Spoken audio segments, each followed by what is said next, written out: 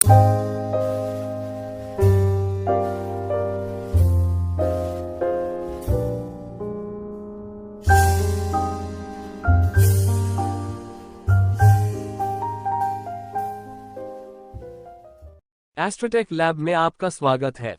आज का विषय है सोमनाथ ज्योतिर्लिंग की महिमा। ओम नमः शिवाय इस जगत का सबसे शक्तिशाली मंत्र, जिसका अर्थ है मैं ओम के ध्यान में लीन रहने वाले शिव की शरण में जाता हूं और उन्हें मेरा नमस्कार है।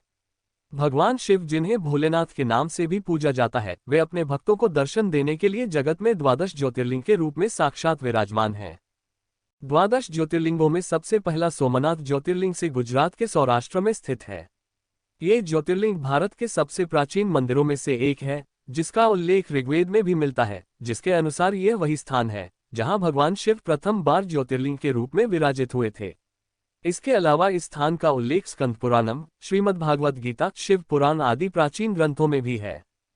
किंवदंती तो ये भी है, इसका निर्माण स्वयं चंद्रदेव ने करवाया था। निर्माण से लेकर अब तक इस मंदिर का इतिहास हिंदू धर्म के उत्थान और पतन का प्रतीक माना गया है। प्रभु के चमत्कार, भक्तों की अटूट आस्था, धन संपत्ति और वैभव के कारण यह मंदिर देश ही नहीं बल्कि दुनिया के लिए भी भक्ति और आकर्षण का केंद्र रहा है।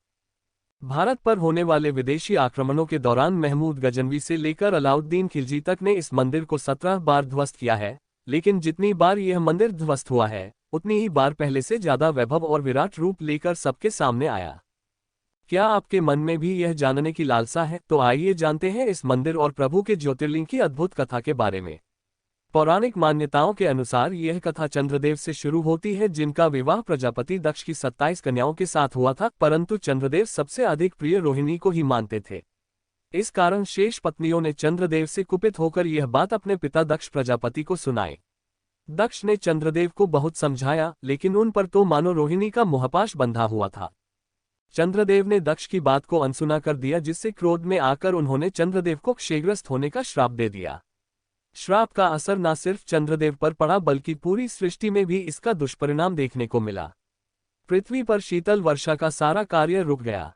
इस त्राही से बचने के लिए समस्त देवताओं ने जाकर ब्रह्मा जी से विनती की। तब ब्रह्मदेव जी ने उपाय के रूप में चंद्रदेव को देवाधिदेव महादेव को प्रसन्न कर श्राप मुक्त होने का मार्ग बताया। तब चंद्रदेव ने इसी स्थान पर, जिसे आज सौराष्ट्र के नाम से जाना जाता है, 10 करोड़ बार मृत्युंजय मंत्र का जप किया। इससे प्रसन्न होकर भगवान शिव ने उन्हें अमृतत्व का वर प्रदान किया। उन्होंने कहा, चंद्रदेव, तुम्हारा शाप मोचन तो होगा ही साथ प्रजापति दक्ष के वचनों की रक्षा भी हो जाएगी। कृष्ण पक्ष में प्रतिदिन तुम्हारी एक एक कला क्षीण होगी, किंतु पुनः शुक्ल पक्ष में उसी क्रम से तुम्हारी एक एक कला बढ़ जाया करेगी।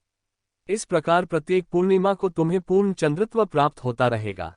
चंद्रमा को मिलने वाले इस वरदान से सारे लोक के प्राणी प्रसन्न हो उठे।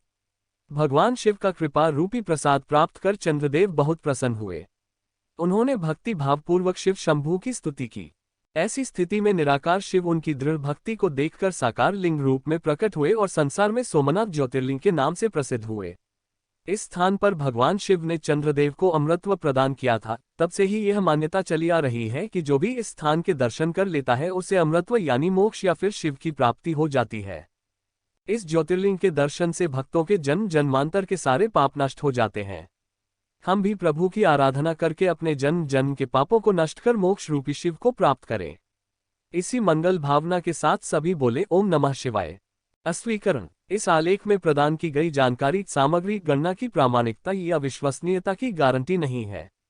ये जानकारी आपको विभिन्न माध्यमों, ज्योतिषियों, पंचकों, प्रवचनों, धार्मिक मान्यताओं, शास्त्रों से जानकारी एकत्रित कर भेजी जाती है। हमारा उद्देश्य केवल सूचना पहुंचाना है, पाठक या उपयोगकर्ता इसे सूचना के रूप में ही लें। अगर आपको हमारा ये प्रयास पसंद आया तो नई जानकारी सुनने के लिए जुड़े रहिए एस्ट्रोटेक लैब के साथ। Please share or like this video with your family and friends. Thanks for watching. Have a nice day. Best of luck. See you soon.